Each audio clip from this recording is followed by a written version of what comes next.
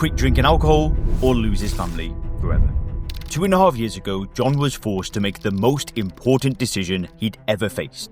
From the outside, it looked like he had it all. A booming business, financial success, and a beautiful, beautiful family. John was living what many would consider to be the great American dream. But behind closed doors, John was fighting a silent war. The same war millions battle every single day. Alcohol. John had tried to quit more times than he could count, but nothing worked. And the consequences, they just kept getting worse. He managed to stop drinking alone, but then it crept back in. And one night, his wife, she gave him the ultimatum, and this shattered everything. John, it's the family or the alcohol. His wife kicked him out of the house and gave him 6 weeks. 6 weeks to do something different. 6 weeks to fix what he hadn't been able to fix in decades. That was the breaking point. But it was also the turning point. See, what happened over the next few weeks completely changed the trajectory of John's life in a way that most people will never get to experience. And that's when John reached out to me. That's when John and I began working together. And today, 2.5 years later, not only has John stayed sober, he doesn't even think about alcohol anymore. So what happened in those 6 weeks? What was the shift that made everything else just click into place? And how did John go from this rock bottom to building a life that most people only dream of? His relationships are better than ever, he's fitter than ever, and his wife is so proud of him. Well, in this interview, you're going to hear it all. The raw truth, the mindset shift, and the exact approach that finally worked. And very quickly, if you want instant access to a brand new video training that I've just finished showing you how to control alcohol in as little as 48 hours, then click the link in the description. This new method is not about using willpower therapy or AA meetings, it's totally different. I do not publish this video anywhere else online and it's already changing thousands of lives, so click the link below for instant access. Once you're on the next page, enter your name and email address and your free training will begin. It takes just 7 minutes to watch, but it'll feel like somebody flicks a switch in your brain. And honestly, I'm not sure when I'll start charging for this 7-minute video training. That's how good it is. But whilst it's still available, click the link below, enter your name and email address, and watch that video now. All right, ladies and gentlemen, we got John joining us. So John has been in the program for 2.5 years now. We actually did a interview like this about 2 years ago. He's still not drank. And I wanted him to come on today to really talk more about the long-term effects of stopping drinking, because 5 months is great, right? And stopping drinking for 5 months is life-changing. But 2.5 years, I mean, this is where the major changes really start coming. So rather than me preaching to you, because I've been preaching it until I'm blue in the face, I wanted John to come back on the channel to really share his journey one more time and talk to you all about the long-term benefits that he's found. Because 2.5 years, I mean, that's getting serious now. And that's a great achievement, John. So firstly, congratulations. I'm so proud of you. And yes, welcome, John. And thanks for coming back. Thanks for having me, Leon. It's super excited to be back. And yeah, thanks for the congratulations for 2.5 years. It's kind of weird. I was talking to my wife the other day, and it doesn't seem like it's been that long. But in other times, it seems like it felt like that I've never drank. It's totally different life thing. So yeah, it's been a blessing and enjoying every day. Awesome. So so for those of you, as for those people that didn't watch the previous video, who are you, John? What do you do? John. I live in Texas, in the United States. I'm a business owner on a couple of jewelry stores here just outside the Houston area. It's been family run since 1986, second generation. I have 2 great kids. I have a daughter and a son, and just a very busy life. So let's talk about the drinking. So, when did it start for you? Like, how did alcohol get into your life? Like, what was the journey there?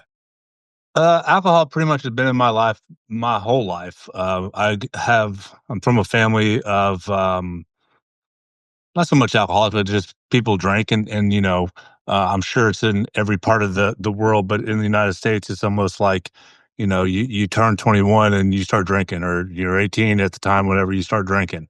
It's just what you're supposed to do, and it's a norm for an adult. And that was the same case with my family. Grew up with some aunts and uncles and everything that worked in the beer business in different aspects, different roles. And so at every event, gathering, whatever, there was always beer, there's always alcohol. So I just grew up with it, and continued it through college, and then after college, and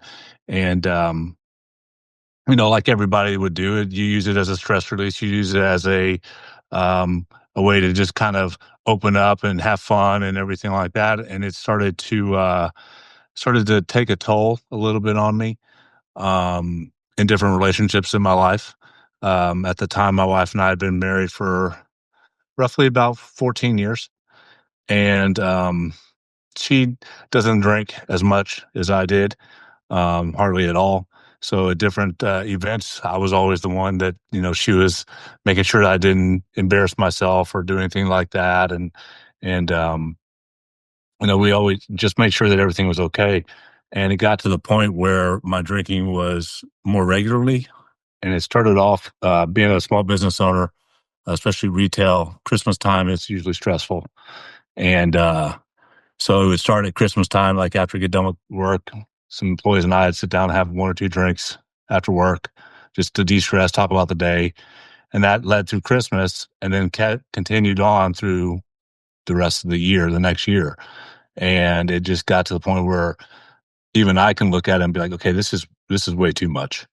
And and she kept telling me and trying to help me and everything. And it got to the point where it just my drinking kind of just um, put um, a wedge in between us, and she kicked me out of the house. And she kicked me out of the house for 6 weeks, and to make sure that I needed to take care of myself, and that she was serious about this. And until then, to be honest with you, I everything she said, like try to stop for 2 months, try to stop for this, just put the family first and everything. I was just okay, fine, but I wasn't fully committed because I was like, I'll just do this for however Mm, long she said to do it, and then we'll be done, and then I can go hang out and drink and have fun with my friends. And it wasn't, you know, where I was getting just drunk all the time. It was just a few drinks here and there and stuff, but it just kept adding up. And it wasn't until then that I was just like, oh crap, like you're about to just ruin your life. And everything so far to that point that I worked up for and I dreamed of as a kid with, having a successful business and having a family and having, my son, especially my daughter, but my son looking up to me and seeing me doing all this. And I didn't want that. And that was the eye opener. And I'd actually started Soberclear before that, but we talked before, I wasn't fully committed into it until then. And then I reread all the books, did all the chats, did everything like that. And it was amazing to me, just the transformation. so for you, it was just a part of everyday life for a long time, no big problems, and it sounds like you can't even remember when it actually just started getting into a problem. It was just like this thing that just crept up and up and up and up and up, and then all of a sudden there were like these wake up calls of like, "Whoa, how did I Right. get here?" It's Right. And sneaky, sneaky. yeah, and everybody that's gone through this has understand and had those times where you're just like, you get up the next day, you go to work or you go somewhere else, and you're like, okay, I can't do that anymore. This was stupid or whatever, and then it's not the last time you do it or Mm, whatever the case may be. But yeah, and just would slowly, just kind of slowly creep up and keep happening more often, more frequently, and we would keep having these talks, the same talks, and um like, well, I guess what they say with guys, you gotta tell me to my face. And mm, she did, and I didn't see the signs. And so when she kicked me out of the house, that was the wake up call. Yeah, but listen. So we should talk about this further because I speak to a lot of people who are in similar situations to yourself, where the wives are mad, husbands are mad. They get it, they're threatening divorce or divorce has happened, and then they come to me wanting to change. And I always tell them that you can't do this for your wife. You've got to do this for yourself, right? And it's never going to work. And what happened to you is that you said that you kept having these conversations with your wife. She'd say, "John, you got to change," and then you would change, but you were doing it for your wife, right? And Correct. then and 100%. then and then a month later, you go back to it. Cycle repeats. So something shifted, right? You must have done it for yourself this time because you've lasted 2.5 years. So what changed there, like in your mindset? My mindset was I didn't want to lose my family. I didn't want to be, I was fortunate enough. My dad passed away a few years ago, but my parents were married for 43 years. So I had both mom and dad in my house growing up, and know the great joy that I had growing up with that. And I did not want to have my kids, where they didn't have dad at home. Um, it tore me up every day. I would still do the daily things. I'd pick them up, take them to school, drop them off, go to work, bring them home, have dinner, and then I would leave. And that killed me. And just that thought of, hey, everything that you've worked for personally is going to be gone if you don't, take this seriously. And um, kind of like when I sent the text through the group chat, just checking in, I started to really like the person I was starting to see in the mirror, and understand that, hey, I've said this before to my wife, to my family, my mom, my brothers, and know that I wasn't fully invested in it, and I was just giving lip service. And now that I'm fully invested into it, I would sit down and look at myself in the mirror and be like, one day at a time, one step at a time. And I started to really like who I was again. One day at a time. Don't say that, man. That's what they say in AA. Well, I'm an athlete, so it's like one shot at a time. Yeah, I play baseball, one pitch at a time, everything like that. It's a cliche, but it's like it works for everything. no, I'm winding you up. So How about this? We can say like try to get 1% better every day. there we go. There we go. Love it. Love it. There you go. Okay, so for you, what really happened, right, is that I would say the turning point for you was, yeah, the wife kicked you out, but I mean, I think you played it out. If I continue on this path, I will lose everything I built. My family will be gone. And for you, you're a family man. It sounds like family comes first. And I'm sure the only reason why you do your business in the first place is to provide for your family. They're the most Mhm. important thing to you. So you played it forward and realized, shit, like if I do not do something about this, I'm done for. Correct. Yeah, and 100% of that. And I mean, and my business was started by my dad, so it's a family business. So we're all about, making sure that everything's about your family and everything Mm. like that. And especially in my family, as far as my community that we've been in for over 40 years. And I didn't want to have that reputation or that stigma of, that I was self-centered in this aspect of my life, and that I did not want to have my kids have that negative feeling about me. And I Mm. wanted to be a bigger role model, because when this was all happening, my daughter was 13, 14, my son was 10, and me and my son, do a lot of stuff together, and I didn't want him to remember dad like that, and then kind of have that distant relationship with me. So that was really um, the kick in the pants I needed, and it was crazy that it just after that, like, bulb went off. It was easy. It is easy. Yeah. Well, man, you make me so proud. Like I feel just so satisfied hearing all of this. Like you were on the verge of losing your family and you turned it all around. And I'm just so yeah, I feel so proud of you. I don't know if that's the right But way I should feel, but I honestly, will man. I will say this though, that like, um, and we talked several years ago about this, is that join the program, had all intents like, hey, I'm going to do this. We can do this as, I can take care of this myself. And after rereading everything again, fully committed, the way that you approach stuff and the way that the program approaches this is, in my opinion, revolutionary in the fact that you're understanding and telling people like, hey, there's nothing wrong with you. You're not the problem. You don't have a disease. You don't have anything like this. You know, it's just this is a way that you have to control your mind to understand that. And as soon as like, and realize, like, from a month in, I did not miss alcohol. Like, I, to this day, can go to restaurants, go to bars, go to stuff like that. And at the first few months of doing this, my friends and family were like, "Oh, we don't need to go there. We don't." I said, "No, you go, and if you want to have a drink, have a drink. I don't care. I'm getting a Sprite and or water, and it doesn't bother me at all." And I can tell you that the next mornings are awesome. You know, I always used to wake up with that anxiety, I'd call it. I would always worry about what I said or what I Mm. did. And especially in this area, being a business owner, and I know a lot of people, it's like, did I just make an ass out of myself last night? Or did I say something at this gala event that I was at that pissed somebody off? You know, and I don't have to worry about that. If I get up in the morning, I'm tired, it's because I'm tired. You know, it's not anything that I, have a major hangover because I was an idiot the night before or whatever. And that is one of the best feelings, is getting up knowing that I'm clear minded. Um, you know, I'm ready to tackle the day or do whatever I need to do. Love it. Love it. Did you ever consider going to AA?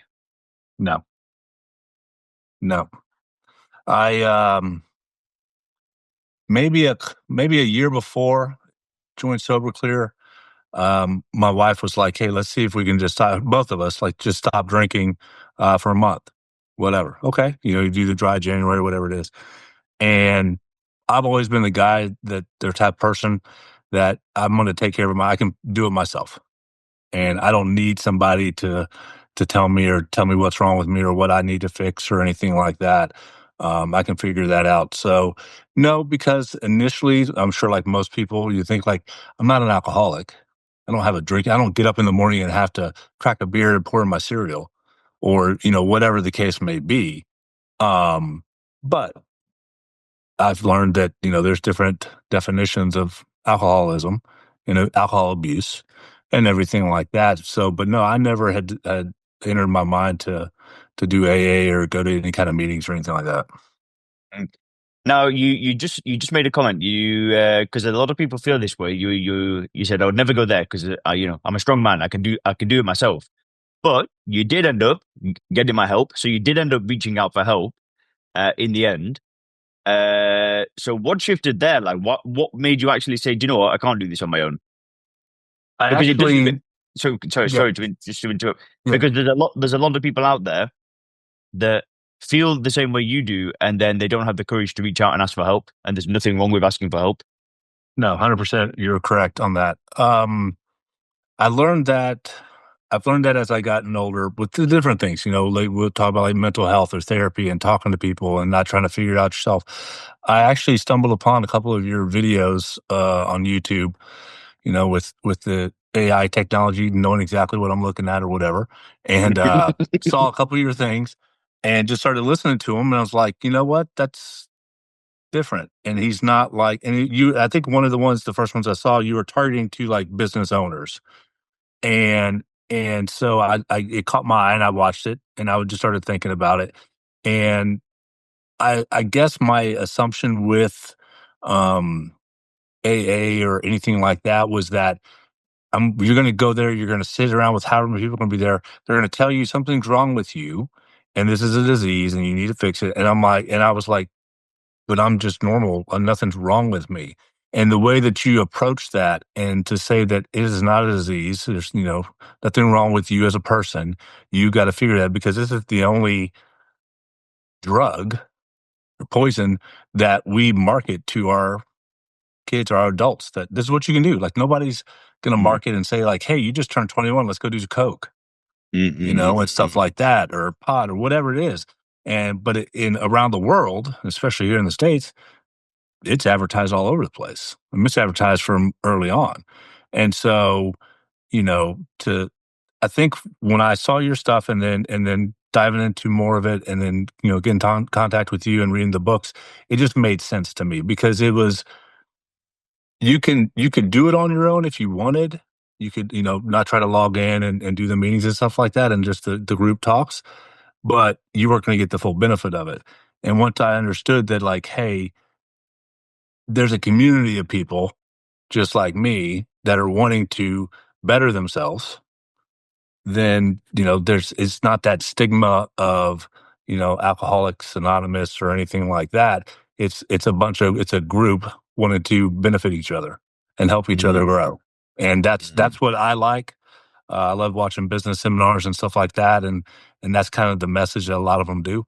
And so it was just the fact of the different approach, the different um, way to look at it, and just the community. Mm. So, all right, awesome. So let's talk now about so you went through the program, right? The 6 weeks out the house with the wife. Now you're sober. So let's start at the beginning of like when you stopped drinking alcohol. So because I know a lot of people can struggle with like the first week. Even people in the program struggle with it. It's not, this ain't some miracle cure, right? You're gonna go through some hell. Um, so what was the first week like? What was the first month like? Why don't we start there and then we'll just build up to 2.5 years? So I first joined Soberclear and was, to be honest, like not full hearted into it. I was doing it as to help out, like to say, hey, show my wife, like, hey, yeah, let's do this. Yes. And it was about 2 weeks in, and I would still like not think there's anything wrong, and had a couple drinks with one of my employees after work, just hanging out, not even thinking. Um, that was like on a Thursday. On Friday, I went with a buddy down to a baseball game down in Houston, watched the Astros, had 2 or 3 beers there. And when I came home, my wife was like, "You've been drinking." And I was like, "Yeah, but I wasn't like, it was like 2 or 3 beers like 4 hours ago and all this." And there she's like, "Then you're not doing it. Like, you be fully committed about it." And that was kind of the first like strike one for me with her. Um, and I still was just like, okay, it was whatever. I don't have it's fine. I'm like, I'm not doing this like every day. And it was tough at first. It was one of those where just like you kind of feel in the back of my mind, I was like, well, then I'm not gonna be able to hang out with anybody. Like nobody's gonna want to hang out with sober John, you know. I'm not gonna be the life of the party or control a room or do whatever I've been able to do. And so that part of it kind of got with me a little bit. Um, and that lasted for about maybe a month. And then I about that month time is when I got kicked out. And that was, like I said, the eye opener before. And then that was August 20th, 2.5, almost 3 years ago. And from that point on, I was just like, okay, like I'm not drinking. And Um, to be honest with you, when my mind was done and said, "Okay, I'm done with this, and I really want to focus on this," I haven't missed it. And you went through the material a second time during that 6 weeks. Correct. I read everything else again. Mhm. Watched some of the videos. I was able to get on some of the chats and the talks, the Zoom calls and stuff. A lot of times, with everybody scheduling stuff, it just to kind of work out. But I was just checking in, and the great thing with the group on Slack, checking in with everybody and keeping everybody motivated and what's going on in your life and stuff. And then it just got to the point where like I would briefly go through and kind of revisit some of the key points in the books, um, and then just focus on me and focus on my kids and my So business and stuff. yeah, so then can you remember like the first month of not drinking after you made the true decision, the decision I always talk about that you've got to freaking make and not keep Mhm. putting off. Can you remember the first month? Yep. First month was it went by really fast. I remember that. It went by really fast, and I actually thought it was going to be a lot harder than it was. But I just kept, you know, I'm a big like kind of planner as far as like, my day, a big working out and stuff like that. And so I set goals, I set stuff. So I was setting daily goals. I was Yep, setting yep. weekly goals. I was setting monthly goals. And, I would just mentally check those off and look forward to the next thing. And, to be honest with you, life was really busy. So the days went by pretty quick. Uh, after I made that decision not to, fully invest in this, took all the alcohol out of the store. I used to have a little fridge for the customers, took that out, everything like that, um, because half the time the employees would drink it anyway. But it was like, just, nope, not going to do this. I'm serious. I told the people, my employees, like, hey, you know, us hanging out and doing all that stuff is done here. We don't need to do this. I want to make sure everybody gets home safe and everything's fine. And this is what I'm doing. I'm committed to doing. And everybody went along with it. Right, so this is awesome. So you did exactly what I did and what I recommend. First month, you immediately just reset and then started focusing on you, and you started setting new goals, weekly, daily, monthly, getting back in the gym, fitness. So it was all about just making you better, not just running away from alcohol. Yeah, and it was, and I've always been big into like, fitness and everything like that. So that I just it was my workouts just ramped up. Mm. I didn't have to restart something or dedicate myself in that aspect of my life, which I think helped me. I was going into workouts and I'm ready to go and let's go hit this instead of like, if I go work out on a Friday night or Friday morning, sorry, or Saturday morning, I wasn't feeling like crap going in there and my workouts half-assed. So that part of it was great, but it intensified. But yeah, I just was focusing on me, focusing on what I needed to do for my kids, my wife, and just proving to her every day, like, hey, I'm dedicated to this. Like, hey, I'm here to pick up the kids every morning at 7. I'm taking them to school. We're having lunch. Like nothing's changed in their daily life. Just I leave right when they go to bed. Mm. And So that then, was sorry. so go ahead. I was saying that was a little over a month of doing that. So that was the first month. You were really just like picking up momentum. So then, what about the next 6 months? Can you remember that? Yeah, next It's six hard. months. I was going to say I find it really hard to remember, but go on, go on. I think I mean there's certain I'm sure I'll miss out on some parts, but for the next few months, um, I guess I proved myself to my wife because I was let back in the house, um, and it actually had it was very refreshing to kind of prove to my kids and prove to my wife that hey, I'm the guy that y'all need me to be.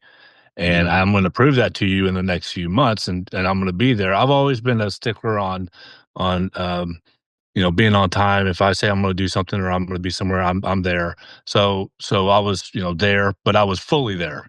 Whereas But mind before, if I I may not have been there. mind if I interrupt you? Did you have a conversation about that with your children? Yep. Because they're young, so I just wondered if you actually said this to them. Yes, I did. And the other thing that made that switch go off for me too, um, was that both of them told me that they missed who I was before, and they were scared for me, and that kind of hit home. And I just kept thinking about that, especially coming back home. It's like you're never going to see that guy again. Like that is my goal. Is that you will never see that guy. I'll always be the dad that you need me to be, and I will be here and do everything in my power for that. But that guy that you were scared if he was driving home okay or whatever, he's gone. Oh man, you make me want to hug you. I feel like I love you. Yeah. You're killing it. All right. So and then yeah. So the 6 months. So what else was happening for 6 months? In that 6 months, my relationship with my wife got a lot stronger. It took a little time. I had to prove to her that, hey, I'm serious. Don't worry about like in 2 months, I'm going to be, you know, hanging out with some buddies at a bar or something like that. Um, and the great thing about it was we actually had, so with, I have jewelry business. So we do a lot of gala events. So we get dressed up and we go to these big old events and stuff. And we had 2 or 3, within 6 months. And at these events, they're either just open bar or just a cash bar or whatever. And no worries at all. All of my friends that were there, everybody that knew me, that knew what I was doing, 100% supportive. And that's the other thing too. I think most people are afraid that people are going to just shun them and Mm. everything. your real friends and your true people around you will support you no matter what. And they don't even worry about it. In fact, some of them just say, I'm not going to drink. If you're not drinking, I'm not drinking, you Nice. know? And that's when you kind of realize kind of like who's in your corner and your friends like that. But the great thing about these events too is at the first I was like, okay, I gotta be like look like I have a drink, but I don't. So like, give me the Sprite, put a little lime in there or something like that. Now, I give me a water, give me a Sprite, I don't care. And there's a lot of people that I'm noticing recently, and I'm sure everybody's been talking about too, that don't drink, or there's these Mm. mocktails and everything that they're doing now and stuff like that. So it was, at first it was a good test and to show my wife like, "Hey, I'm serious, like, I have to go up on this stage and auction off this piece of jewelry that we're doing for this foundation or whatever, and you don't have to worry about me making an ass of myself or saying something stupid or anything like that." And so it was very refreshing, like, and then once again, that 6 months went pretty quick. Mm. So now, yeah, love it, love it. So relationships getting better, everything's starting to go in the right direction. Now, yeah, what about now? Because now it's 2.5 years. Um, Talk to me about like this longer period, like this long term, because you've got some long term success in not drinking now. What else has changed? What else is new? Um Trying to think of what's new as far as anything that to deal with kind of before and after. It's just a continuation, to be honest with you. For me, is the same way, that same mindset that I had in a month and 6 months is I actually don't think about it. I don't think I like I said before, from the time I dedicate, I'm done and reading the books again and everything like that and knowing what alcohol is and dusty, I'm done. I don't think about it. I don't miss it. I don't I couldn't tell you what it tasted like, anything like that. And like I said, I have my family, I have friends, I have guys I play golf with on the weekends, and they'll have one or two beers, and they order me a Sprite if I'm not there, and they give me everything. So I'm, don't miss it, don't think about it. I just look forward and set new goals, family goals, personal goals, business goals. Um, and I just know that, hey, I'm getting up every day and going to give this day the best John I can, because I don't Well, have to worry about feeling like crap. there's a topic we've not talking about. How have you found performance for you personally in the business world since stopping drinking? Business world's been really good. It never really affected me like in the day to day business. That I use that more of a stress release after work. So unless I was somewhere in the area and people knew me and they saw me, then that would be the only way it would affect. Like I would never be out there dealing with customers, Right, right. having a drink or anything like that. So most people had no clue, and didn't know it was that big of a deal unless we always go to these gala events. It seems like going like little seasons. So you have 4 or 5 in a row and within 2 months, and then it's a break, and then again, or you see people out at restaurants and stuff like that. But as far as like my kind of rededication to the business, it definitely went up because I was drinking to deal with the stress or to get away from some of the stress.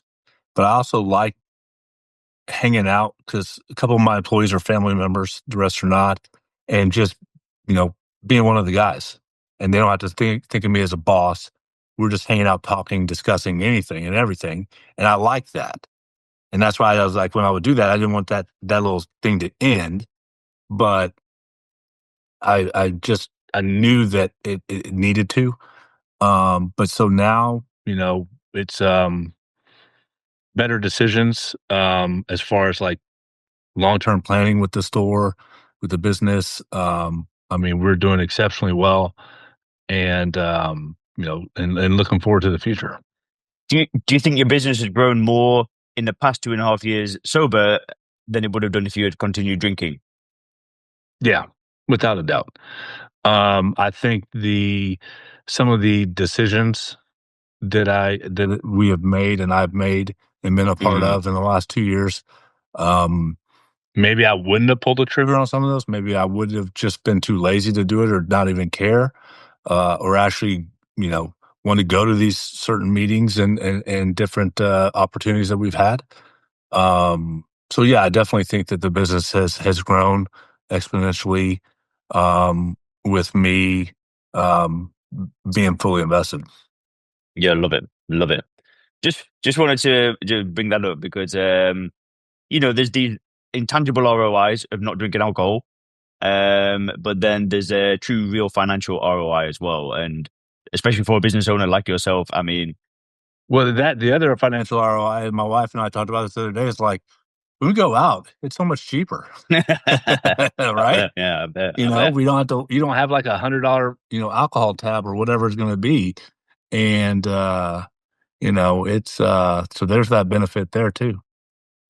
So, all right, so I don't want this to become a sales pitch for the program, right? So if people want to join the program, they know where to go. They just go to the website, go to Right. soberclear.com. They can apply there. But I want you to give this from your perspective and not from the program's perspective, right? So what advice would you give to somebody who is they know alcohol, in a very similar situation to you? Because I know your story. I know that there will be millions of people that have got your story. They're Right. successful. It's crept up on them. Family's the most important thing to them. What advice would you give to them if they know they're drinking too much, they want to change, they don't know what to do about it, but don't sell the program, right? What advice would Right. you give to what advice would you give to them? I would say that everybody knows deep down when there's a problem, there's an issue with whatever that issue may be. And you're going to know, like, hey, I need to really get a hold of this. I need to stop this. And loved ones can tell you can see that. But until you actually understand it and you feel that there's something that you need to do, why not do it? I mean, I think I said this on the last video I did was that ended with it. It was like, why not do it for yourself? This is the one thing that you can be selfish with because, it's your life. You got one go around at this and you might as well take advantage of it and enjoy every aspect of your life with this and to be there for the people that truly love you and that you love and you want to support and be around. You owe it to yourself to do it. You'll never know how great your life can be if you don't do it. If you don't go Yeah, 100% in. man, that's a good one. That's a good. You don't know. Yeah, I speak to a lot of people, man, and they're like, "Oh yeah, it's not affecting this. It's not. This is all right. That's all right." And I'm like, "You don't know how good it will be when you don't drink. You Well, just the don't other thing, know." you're 100% right. And the other thing too is hindsight's 2020, right? It's not effective enough to go to separate yourself from that, and you're like, oh, well, maybe it was bothering me. It was affecting this and this and this. You're not going to be able to see it when you're in it. You got blinders on.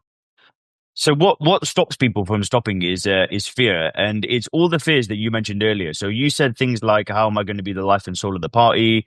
I can't remember. There was a couple of other things you mentioned like that, and then that's kind of what we address in the material is like breaking these fears and these false beliefs down. So, what would you say to somebody who wants to change, but then there's this part of them that's like, but I just don't think I'm ready. I think their life's better with drinking, and then there's that fear. Because I had it, you've had it, every single drinker gets it. What would you say to them? I Coach would say John. that I would say that, you know what, that person that you feel that you're going to miss out on stuff, that you're not going to be that life of that party, you're not going to be, the person that most people love you for. You already are that person. Deep down, you are that person. You don't need the alcohol to get it out of you. You can I still, you know, will command a room, command a table, and have everybody wanting to talk to me, and I'll talk to them. Where before I thought I had to have alcohol, I had to be that guy. Everybody's going to make fun of me or anything. That's not the case at all. People will love you for you. You will love you for who you are, and you know who you are deep down. And you don't need um, liquid encouragement or help or a boost to give that person to everybody. Heck yeah. People love you for who you are. You don't need to do anything else.